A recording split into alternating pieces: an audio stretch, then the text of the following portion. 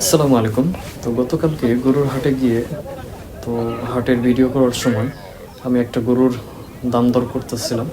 তো সে সময় তো আর ফোনে ক্যামেরা ধরে দাম দর করা সম্ভব না। এই জন্য আমার বন্ধুকে বললাম যে একটু ফোনটা ধর, আমি একটু গরুটার দাম দর করি।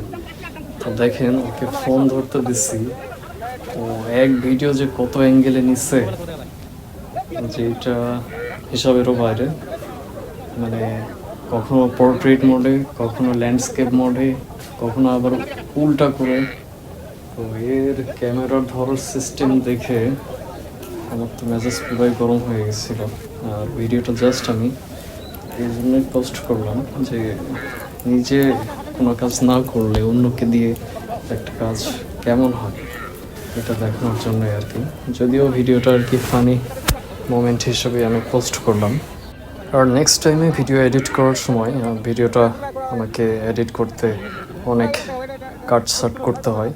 যদিও ল্যান্ডস্কেপ মোডে ওই ফুটেজটা আমি নিতে পারি নাই, কারণ ওইটা নেওয়ার মতো অবস্থাতে নাই, কারণ ভিডিওগুলো রিলস আকারে পোস্ট করা হয় এই জন্য আর কি।